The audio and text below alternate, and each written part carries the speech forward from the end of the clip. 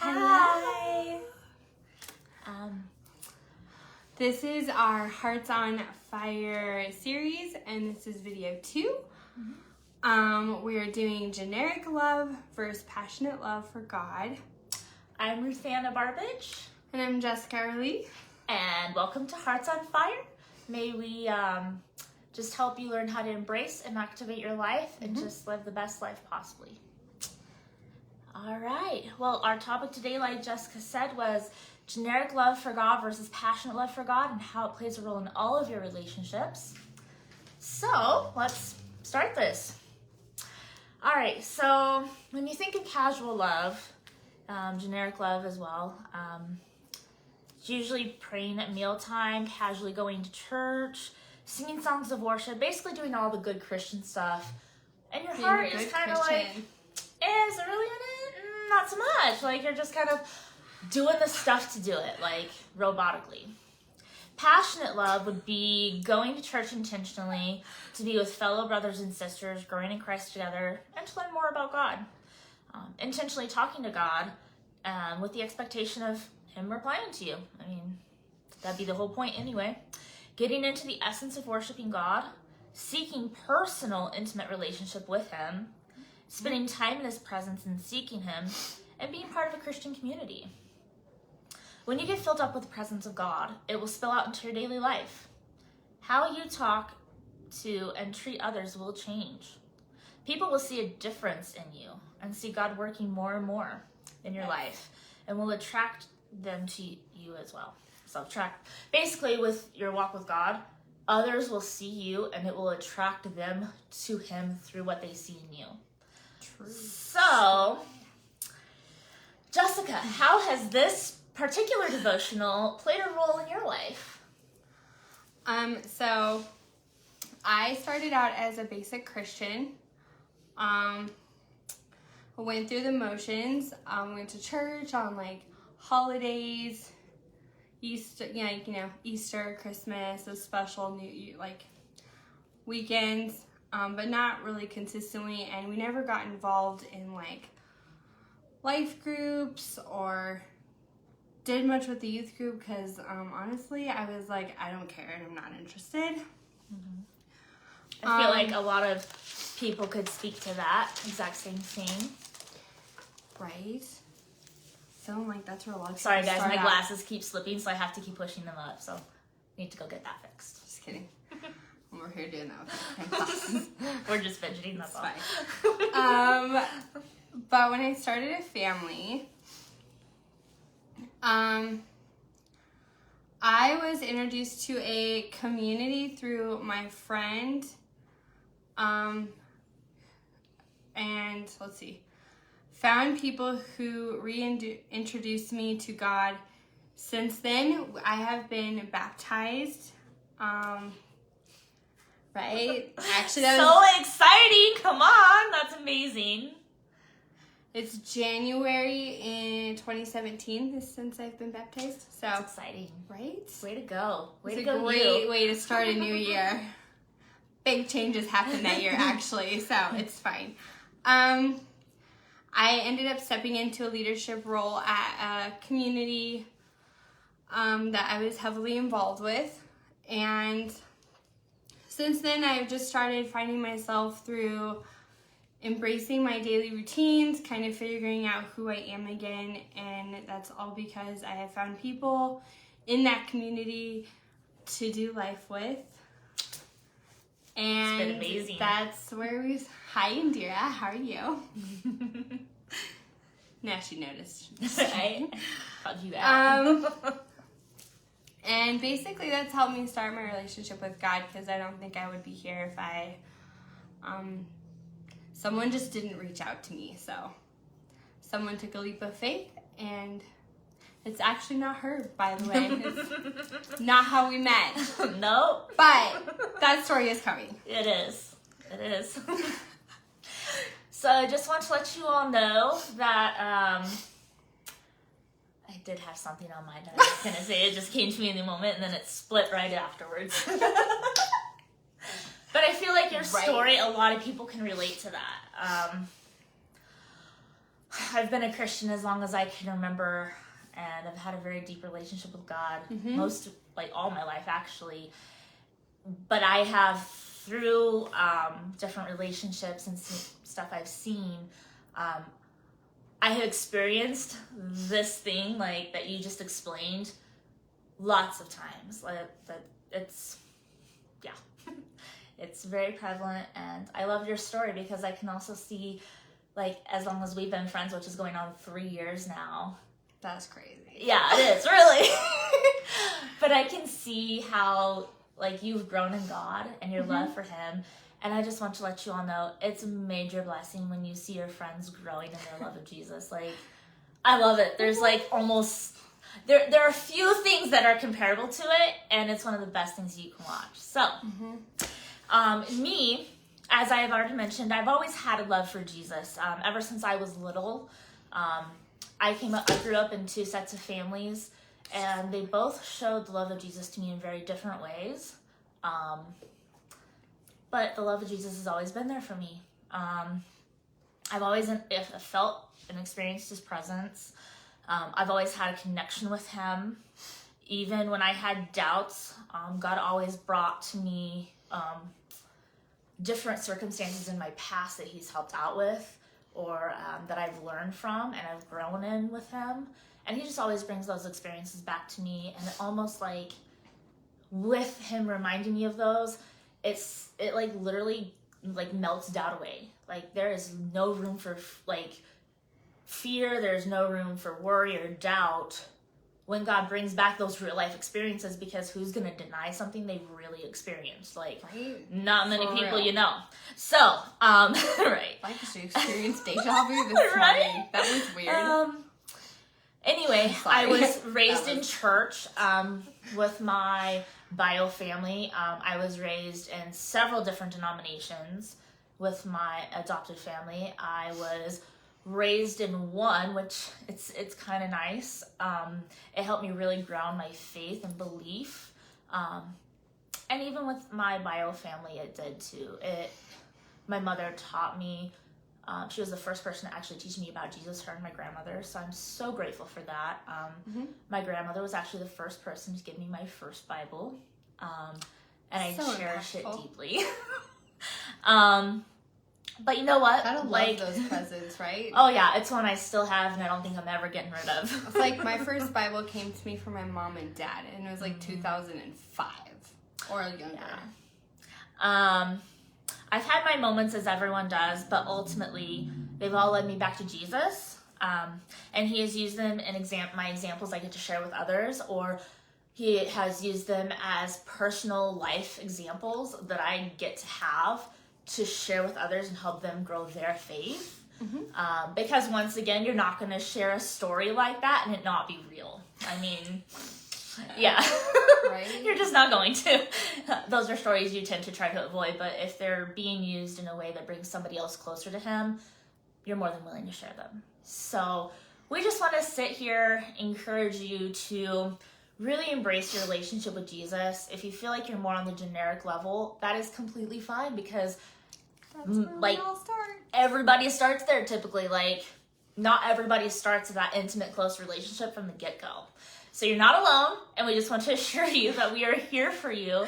And if you do want to, right? If you do want to develop a more intimate relationship with Jesus, we are here. We'd love to help you. She's gaining experience, which is amazing. I have experience as well, and we just want to watch you grow in your faith and love and admiration for Jesus, that much more. So, yeah. Anything else you would like to add? Any probing questions or thoughts on your mind? I don't remember.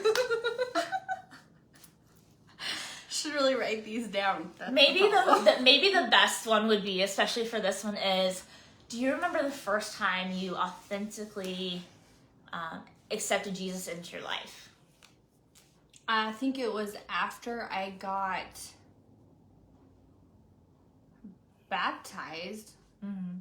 Not even then. I think it was more when I started going to church and being a part of the whole community rather than just going to church on Sundays.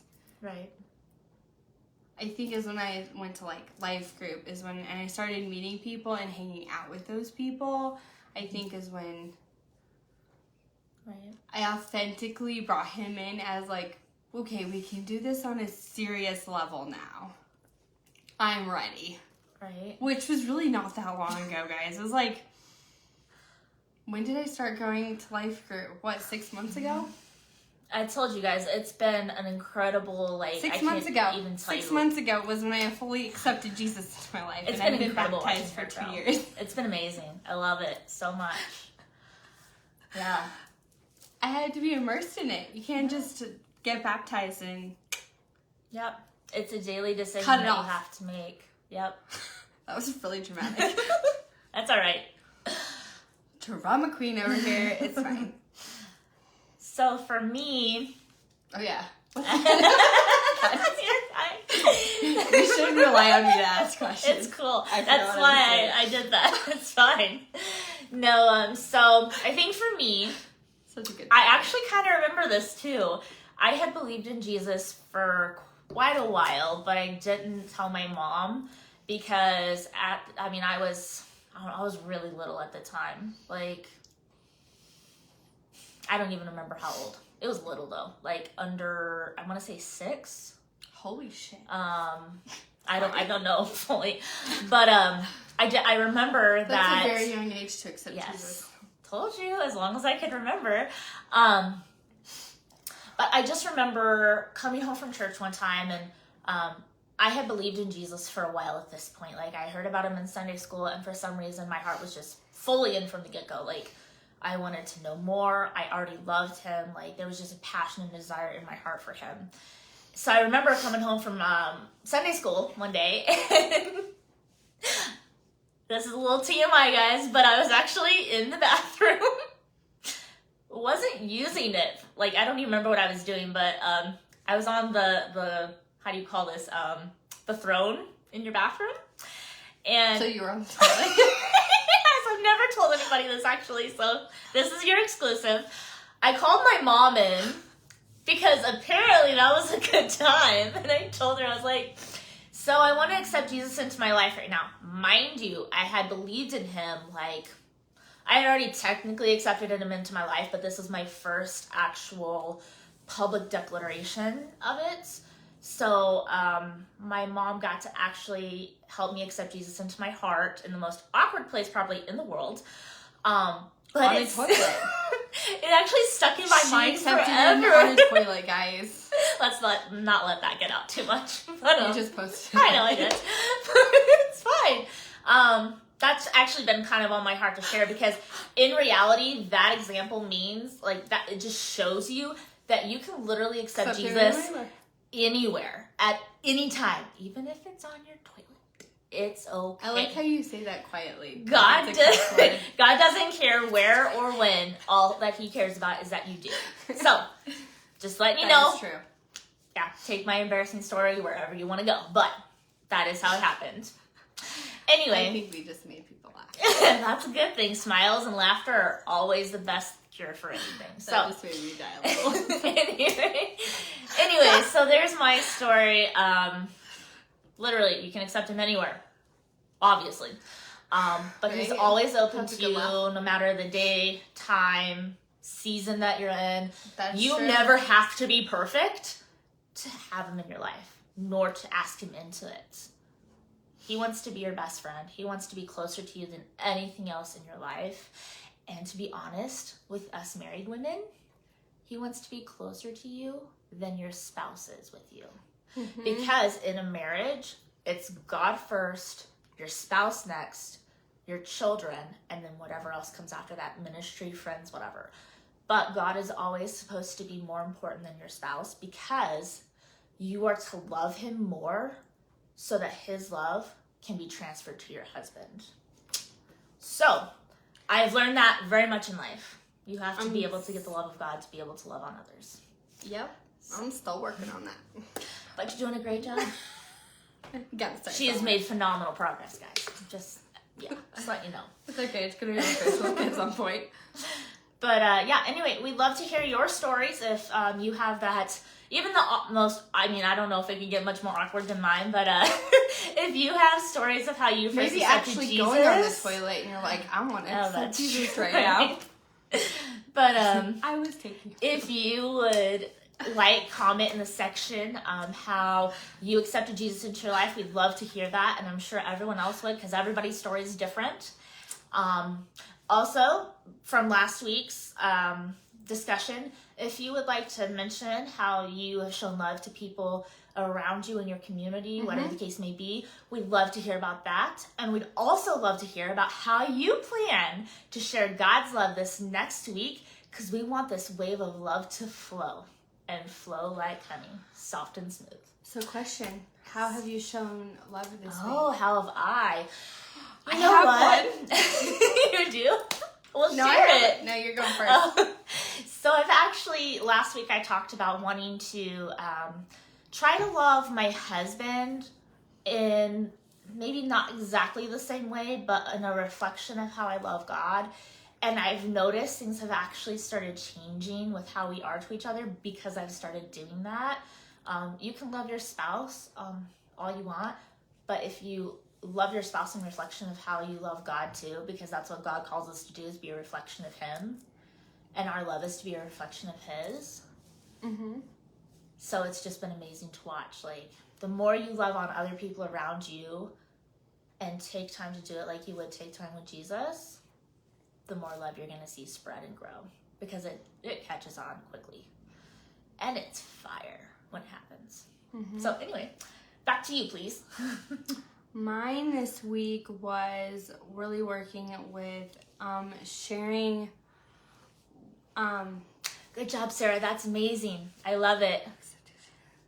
Oh, that's a good one. Yeah.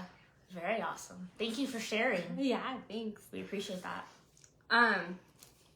So the way I shared love this week is I was more positive with my attitude towards my kid.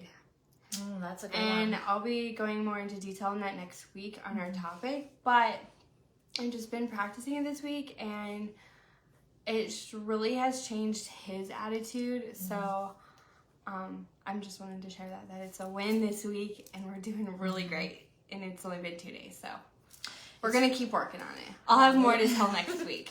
It's really amazing when you are able to grasp the idea of what authentic love is, and then you're able to teach your children that and treat them in that way, and speak. Sometimes in life, they do, like, people around you or your children do things that might frustrate you, but when you're able to channel that frustration with love instead, it gets to be very attractive to other people, and life just starts moving a little bit easier for you. So always trying to channel everything you do, everything you say, your thoughts through the idea and thought process of, is this loving, is this kind, and mostly is this was something that Jesus would do, because he was the epitome of love. Let's just face it and be real. He's our best example of love. So anything we do, say, or think, and we may not be perfect at it because we're human. That's just it. But if we do try to channel all of our stuff through the avenue of love, and importantly, God's love, we will see life changing in a positive way. So anyway, yeah, we'd love to pray you guys out, and the challenge is just try to pay attention and focus to those around you, and try to pray about it and see what God would have you do in your communities, the people you're around, to spread love. And we can't wait to hear about what you do. Yep. So, would you like to help pray?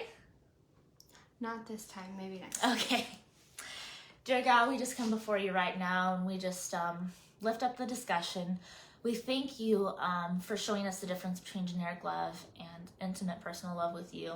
And we just ask that all the lives out there would just be touched with your deep, passionate love, and that they would learn how to deeply and passionately love you so that they can deeply and passionately love other people.